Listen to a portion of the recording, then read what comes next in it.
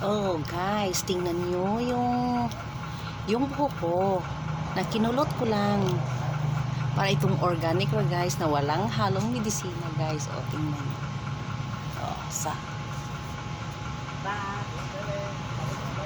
O, diba? Hindi na pwede papunta tayo sa salon at magpapakulot ng buhok natin. O, kaya naman natin yun. O,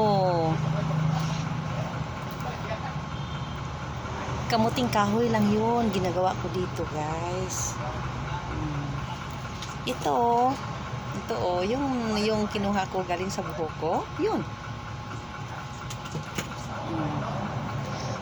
Huwag na tayong medisina sa buhok natin kasi lalo nang masisira yung buhok natin at saka yung scalp natin. Ako may allergy naman ako. Baka ma-allergy ako.